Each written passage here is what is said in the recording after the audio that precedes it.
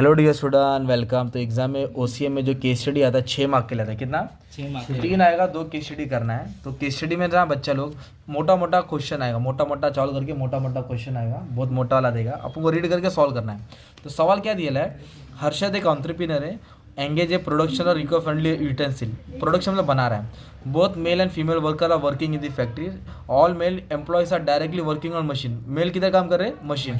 Female क्या कर रहे हैं? पैकेजिंग काम कर रहे हैं। Sharad is working as a finance manager. क्या काम कर रहा है? और नैना कौन है? एचआर है। कौन है? तो कौन सा बंदा क्या काम कर रहा है बताना है। तो which principle management is involve in above case. तो अबव केस में कौन सा प्रिंसिपल इन्वॉल्व हुआ? अलग अलग लोग को अलग अलग काम बांटा, अलग अलग लोग को अलग अलग काम बांटा, तो उसको बोलते हैं डिवीजन ऑफ वर्क। क्या बोलते हैं? तो कौन सा प्रिंसिपल इस्तेमाल हुआ? Division of work.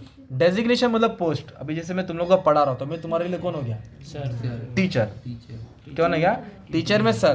तो डेजिग्नेशन मतलब पोस्ट होता है ना भाई। तो डेजिग्नेशन ऑफ मिस नैना। तो नैना कौन है?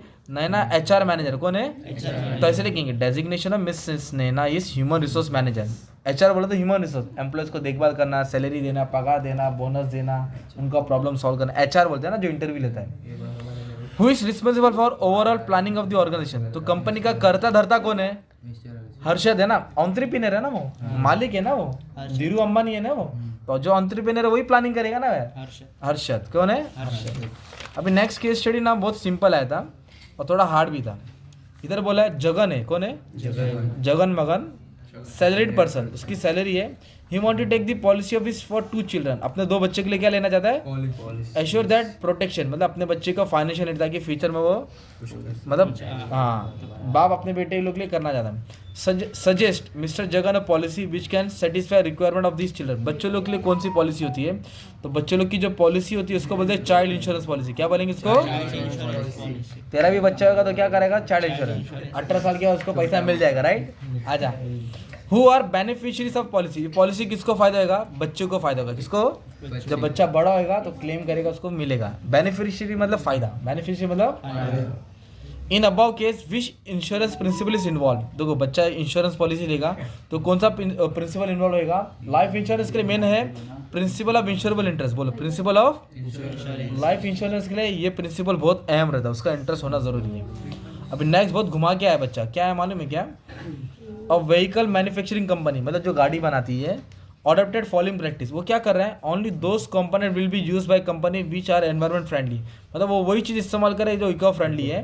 There will be discharge of harmful waste. जो भी गंदगी है वो कहाँ डालेंगे लोग? सही तरीके से ट्रीटमेंट करेंगे, किधर भी नहीं डालेंगे। Pollution level of every vehicle will be maintain, ताकि पॉल्यूशन खराब ना हो। अब सवाल पूछा है above business organisation follow which social responsibility. ये कंपनी कौन सी रिस्पॉन्सिबिलिटी फॉलो कर रही है टुवर्ड्स सोसाइटी? किसके बारे में ख्याल कर रही है? एम्प्लॉय के बारे में थोड़ी सोचा, कस्टमर के बारे में नहीं सोचा, सबके बारे में सोचा। तो सबके बारे में बोलेगा तो सोसाइटी होता है। Responsibility towards society. What kind of pollution should be business organisation avoid. तो उसको कौन सा पॉल्यूशन अवॉइड करना चाहिए? तो गाड़ी क्या छोड़ता है? धुआं। तो धुआं को कौन सा पॉल्यूशन बोलते हैं? एयर। तो एयर पॉल्यूशन अवॉइड करना चाहिए। What kind of message do they want to convey? वो कौन सा मैसेज दे रहा है? They try to convey to use eco-friendly products so that they can maintain environment. Environment का प्रोटेक्शन कर रहे हैं। किसके बारे में? Environment को हार्म नहीं करना चाहिए, ये सब बारे में बताने का था, है ना?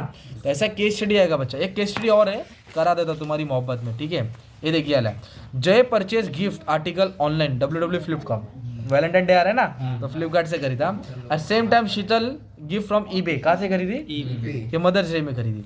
तो बताओ विच वेबसाइट इज C2C। C2C क्या बोला है? जो फ्लिपकार्ट है B2C है। क्या वो? Business to consumer. तो C2C कौन है? ईबे। कौन है? EBay OLX।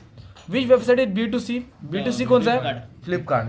पूरा सेंटेंस लेके फ्लिपकार्ट। अभी इधर बोला है कि फर्स्ट स्टेप क्या है? जे को फॉलो करना चाहिए। ऑनलाइन ट्रांजेक्शन करते वक्त सबसे पहले फर्स्ट स्टेप क्या करना पड़ेगा? रजिस्ट्रेशन। क्या करना पड़ेगा? अभी इधर भी अलग अलग क्वेश्चन है।